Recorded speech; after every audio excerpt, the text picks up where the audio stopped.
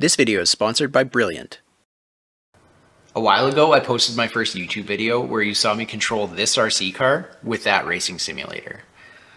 The method I took wasn't exactly the most user-friendly. I had to modify this transmitter by putting a rat's nest of wires in. I had to design a custom PCB for an Arduino and a couple DACs. I always break the micro USB connector off of the Arduinos, so I figured I'd come up with a better method for you guys to try at home.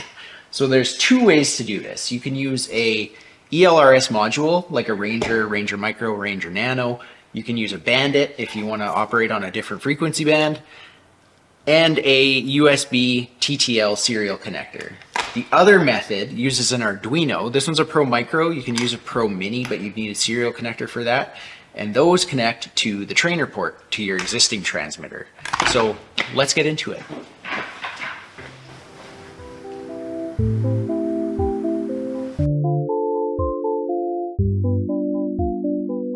So before I get too far ahead of myself, I'm going to have affiliate links to everything I use down below. So that's Arduino Pro Mini, Pro Micro, Radio Master modules of all different flavors, the serial connector that I use. I'm going to try to do the affiliate links. I don't know if they're going to work or not, so we'll just see. Not going to be any affiliate links to these though. That's something else. The first thing you're going to need to do is download and install two pieces of software, VJoy and Joystick Gremlin. I've got links down below to where you can get them from. VJoy lets us create a virtual joystick, and Joystick Gremlin lets us bind axes of physical devices to that virtual joystick. So this is for two reasons. If you have a different hardware setup than me, or if you just have any hardware setup really, you can bind any axis to that virtual joystick. And then the way the Python program works is it wants to see certain axes in a certain position. So that way your steering is your steering, not your steering is your throttle, or reversed like that. So let's look at how I installed these programs, and then we'll skip ahead and then get everything configured on the computer. Okay, now that everything's installed, you're going to want to open up VJoy. So what we want to do is we want to set all our axes to enabled, and then set our number of buttons to 64 and our hats to 4. What this is going to do is it's going to give us a lot of extra wiggle room to play with in the future when we start adding really weird functions. When you do that, you're going to want to hit apply. VJoy is going to ask you to restart your computer, and that just helps configure the device. Before you do that, hit like, hit subscribe, share the video, leave a comment. I'll probably get back to you. And then yeah, we'll come back, and then once you're done, we'll open up Joystick Gremlin. So for mine, I am on device number 3. So you can see here that I have all these axes available, but no buttons yet. So what you want to do is you want to go into Tools, Input Viewer, and then in Input Viewer, you're going to want to hit Axes Current, Buttons and Hats. So these are all the virtual devices. These are all unassigned right now. So what you want to do is pick whatever device you want to bind to this, or devices if you have multiple. So for this example, I'm going to do my wheelbase. So Fanatic DD2 current and buttons. Now what you want to do in Gremlin itself is go back to the physical device. On X-axis, you're going to hit this remap button, hit add. You can see here I've already done this for virtual joystick number 2. That's because that's the one I normally use. I'm just doing this as an example. So I'll hit add, and then I want to remap joystick device number 3, virtual joystick number 3, my X-axis, and then hit add. And then, oh no, you don't need to hit add. So when I move my axis, you're not going to see this one move yet. So what you need to do is you need to hit this gamepad icon right here, hit activate, and now they're going to be tied together. Okay, so we can deactivate that. Now say we want to do the y-axis. So I want to do that to my pedal, so that's axis 2. I'll hit add, joystick device number 3, y-axis. And then now re-enable Joystick Gremlin, and then it's working. So that's how you do the axes. I'll just do a button on a different device just as an example, just to show you that it can be done. So let's go Orion. Let's let's see. All right, joystick, buttons. Let's go here. Let's do button number 20 on my joystick. So let's go down to button number 20 on the joystick. There it is. Let's go remap, add, VJoy device number 3, and button number, say, 1 for this example. So now if we watch here, if I hit this button, oh no, we have to turn it on, hang on. Now if I hit the joystick button, button number 1 will activate. So that's how you do it. I'm going to put a table on the screen right now of how you need to set your axes up. It'll be for handbrake, clutch, H pattern shifting, that kind of thing. And then I think I've also got some other buttons mapped on that joystick device. So set yours up exactly like this so you don't have to edit the Python script. And then we'll see what happens from there. Okay, now that you've got your buttons and axes all bound, it's time to move on to hardware. So we're going to start with the USB-TTL serial adapter.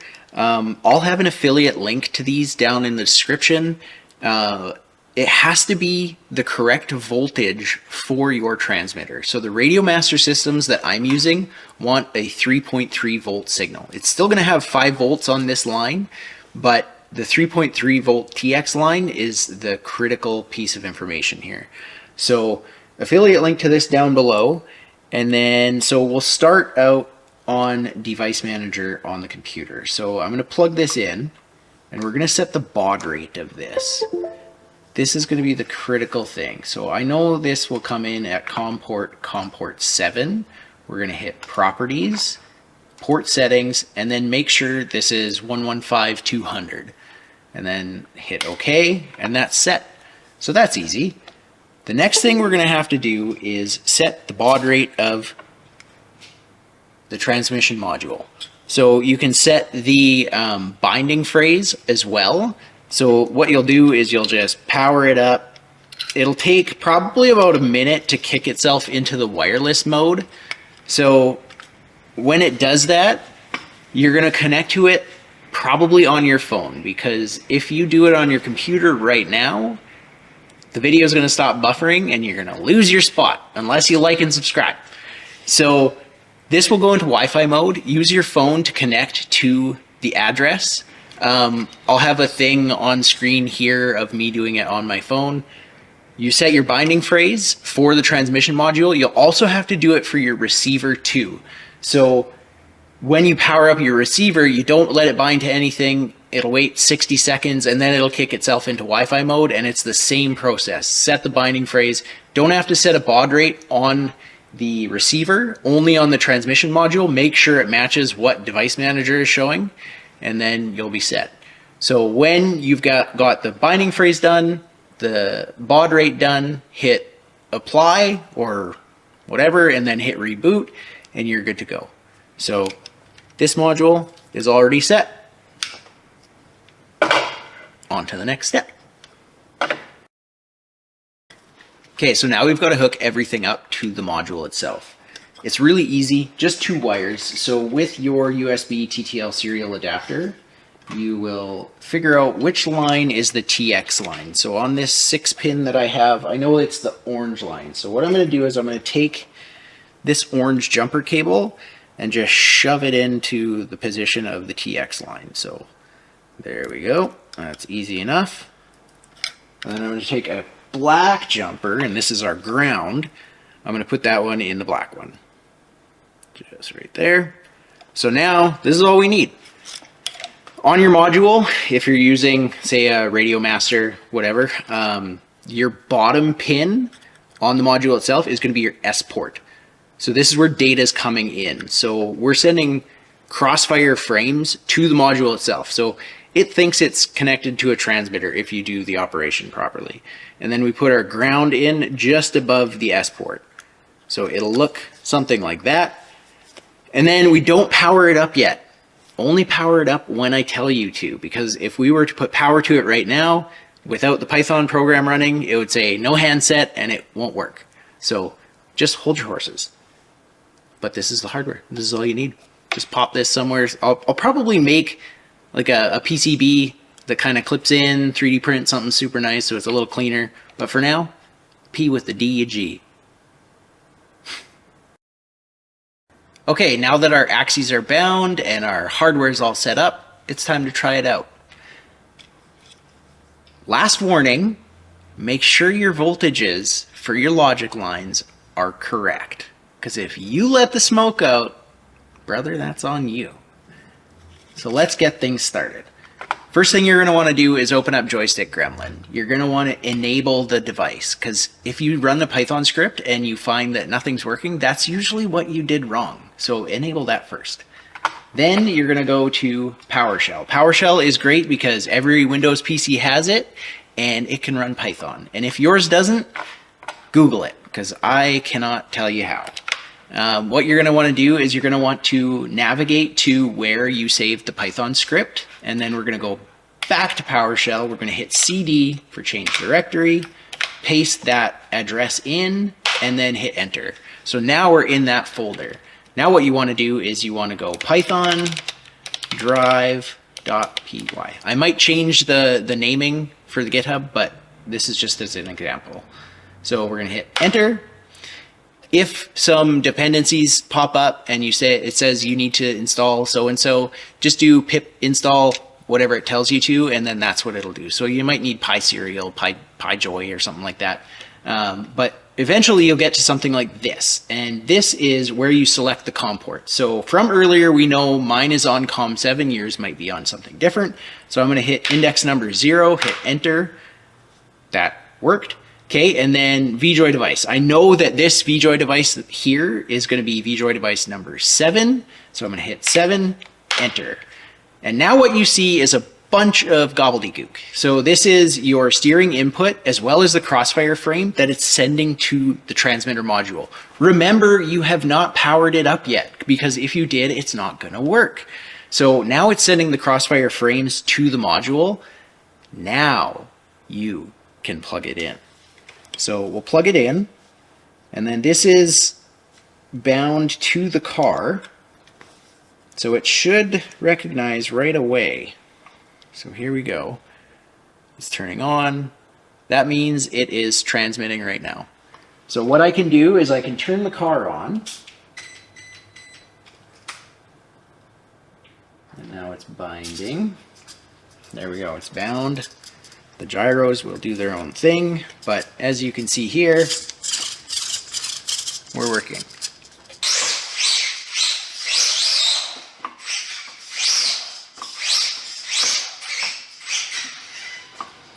So if you find that it's still not working, it's time to double check your baud rates. Also double check that Joystick Gremlin is running. And if you're still struggling, you might have to open up the code. If you're not familiar with code, you might want to check out today's sponsor, Brilliant. As you're probably aware by now, I'm not an engineer. The extent of my coding knowledge up until a few months ago was using Perl to sort gene sequences back in university. But then I started using Brilliant. Brilliant helps me do the two things I love most, learning and building. It's a learning platform with thousands of interactive lessons in math, science, programming, and data analysis. And it's honestly helped me level up in a way that works with my chaotic schedule. I've been using it a ton lately to brush up on Python and dive deeper into digital circuits. Two things I've been using nearly every project that I show on this channel. And what's great is that the lessons are hands-on. You're not just watching somebody talk, you're solving things and building intuition along the way. I've always done this thing I call intellectual Kaizen. It's improving my knowledge just a little bit every day, and Brilliant makes that ridiculously easy. Whether I'm waiting in line or winding down at night, I just open the app, pick something that fits what I'm working on, and keep leveling up. To try everything Brilliant has to offer free for a full 30 days, head to brilliant.org/bitsbits or scan the QR code on screen. You'll also get 20% off of an annual premium subscription, so now's a great time to build your own Kaizen habit. Thanks again to Brilliant for sponsoring today's video. Now let's get back into the next method. So this next method is for the people that already have a transmitter. It uses an Arduino to take the inputs from our joystick devices we set up in VJoy and Joystick Gremlin, and then it converts those signals into PPM. And then those PPM signals go into your trainer port. Why PPM? because the TX12 doesn't take S-Bus or Crossfire. I have to look to see if the TX16S will take S-Bus or Crossfire, or if my brother will let me experiment with his, I'll try with that. But right now, PPM. Full disclosure, this is not my favorite method. PPM limits us to 8 channels, and the Arduino itself is limited to 3.3 volts, which is an 8 megahertz version. You can probably get away with faster speeds with a Do, that's another 3.3 volt board, but I'd have to rewrite the sketch. If you use a 16 megahertz Arduino, like a 5 volt version, it will probably need a logic level shifter to get it down to the signal this wants to see, otherwise you're gonna fry something. But let's get into this one. Okay, we're at the bench with a Pro Mini on the clamp. What we're going to do is we're going to solder the wires from this 2-pole 3.5 millimeter RCA jack into some of the pins of the Arduino. So what we're going to do is we're going to take the positive from the jack, that's the tip, and go into pin 10, and then we're going to take the negative from the jack, that's the white one. We're going to go into any one of the grounds. So it can be over here, over here. I'm just going to do this one just because it's close. The pinouts will be the same for a Pro Micro as well, but if you use any other board, it may be different. There's a specific pin that the PPM signal needs to be generated on. I will write other sketches in the future when I get more boards to play with, but for the Pro Mini and Pro Micro, it's pin 10 and ground. I may also throw an additional ground on this to ground to the transmitter itself, so everything's shared. But at this time, I don't know if that's 100% necessary or not yet. We'll just have to wait and see. This one's going to be a bit of a pain, but get some solder on there. There we go. All done. Back to the computer. So if you're at this point in the video, you're probably a nerd and you probably already have the Arduino IDE. If not, I've got the link to download it in the description, so get that downloaded and installed and then open up the sketch. So I'm going to show you how to do this on an Arduino Pro Mini. It's a little more difficult, a little more finicky than the Pro Micro, so we'll get into it right now. So I've got it plugged in using my 6-pin serial connector.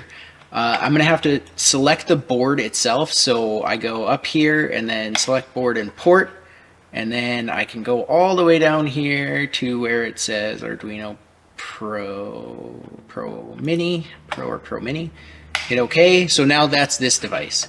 Now I can upload this sketch to the Arduino. With this one, as soon as it says uploading in this bottom area down here, I'm going to have to hit that reset button.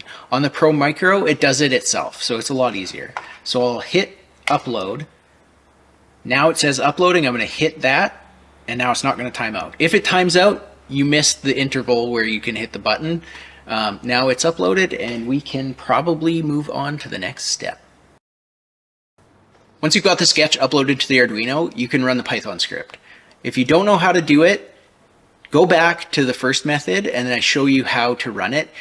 Just be careful, the Python script for the Arduino version is different than the module version, so make sure you're running the right one.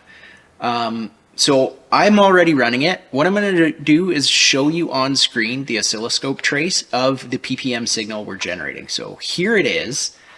Right now you can see there's 8 channels if we count 1, 2, 3, 4, 5, 6, 7, 8. Each one of these pulses corresponds to a channel. Makes sense. And then this long pulse is the sync pulse. That tells it, okay, next channel is updating now, or next interval is updating. So if we measure from here to here, we've got about 22.5 milliseconds, which is the required pulse for PPM. So from here to here, we have 1.5 milliseconds. So that channel is at 1.5 milliseconds. So if I turn the axis, hit play, my triggers don't work on my oscilloscope, but that's okay. And now let's measure that interval from here to here to there. That's 2 milliseconds. So that is basically servo all the way to one side. Now let's do the opposite. Let's play that, and you can even see the wave shrink from there to there. We're now at 1 millisecond. So that's the servo going all the way to the opposite direction. So back to neutral, that's going to be the 1.5, and everything's going to look the same. So hopefully that helps you, might help future Bits. Hey Bits, this is how PPM works. There you go. Now let's plug it into the car.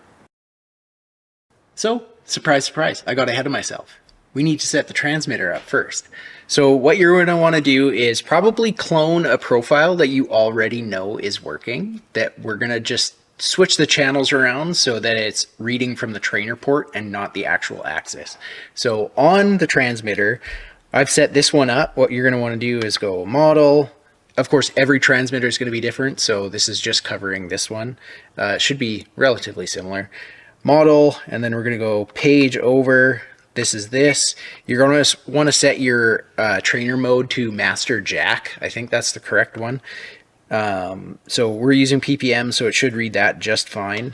And then we'll go over to inputs, and then we're going to put inputs. Our steering is going to be channel 1, trainer channel 1, and then our accelerator and brake is going to be trainer channel 2. I've also configured this one to show trainer 1 and trainer 2 on an additional screen. So if I hit return and then go here, these are going to be the axis inputs for the trainer port. This was just for testing, but I would test this out prior to hooking your car up and ripping, because you can end up in a wall real quick. So that's that. Now let's plug it into the car. Okay, now that the trainer port is all bound to the correct channels, we have our Arduino plugged in. It's plugged into the computer. We can run the Python script. So I've already got mine running on screen. So here is the test. I already saw that my trainer channels are moving on the transmitter prior to powering the car up. So let's try this out.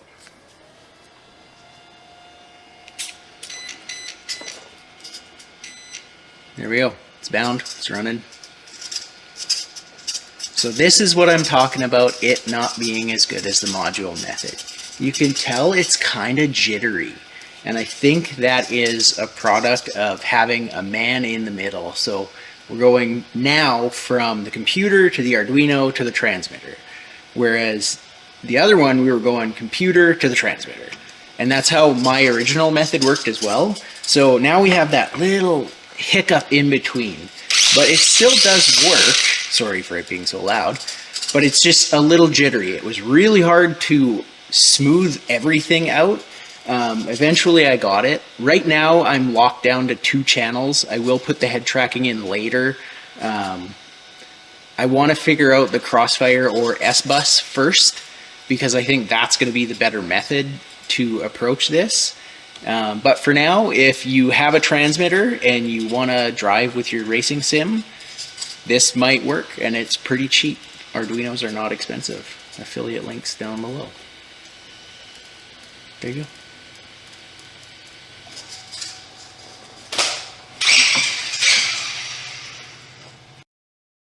So now that you're driving, you need to see where you're going.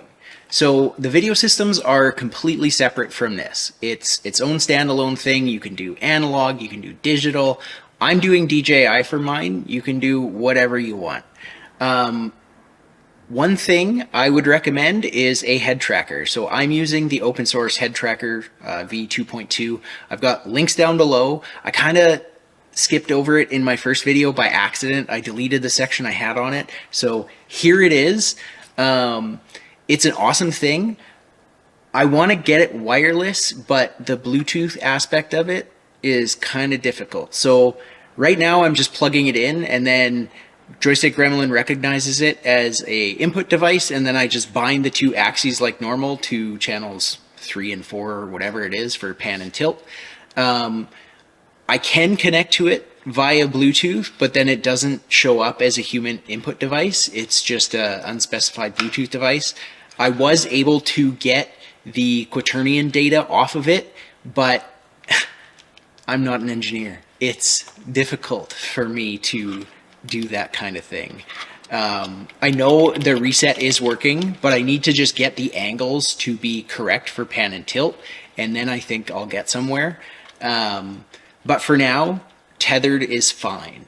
So yeah, DJI works for me. Analog can work for you. Whatever. If you're on a budget, do whatever. Have some fun with this, honestly. I'm not the first person to have driven an RC car with a racing simulator. There's tons of other methods you can do this with. These probably aren't even the best ones. I know there's off-the-shelf ones you can do, but if you don't have the means, these ones are relatively affordable. These hobbies are not cheap to begin with. Racing sims and RC cars, pretty spendy. So hopefully I'll be able to see more of you guys ripping this setup. It's awesome. It is the most fun I've had in a long time. RC cars are awesome as they are. Sim racing is awesome as it is. Putting them together, I'm literally sweating after I'm ripping around for 15 minutes. It's wild. The other functions I put in are just hilarious. I'm just doing it for fun. I'm learning as I go. So hopefully you guys will do it too. I want to see videos. I want to see people flying. I want to see people drifting. I want to see people bashing. It'll be hilarious. If you want to see more, subscribe.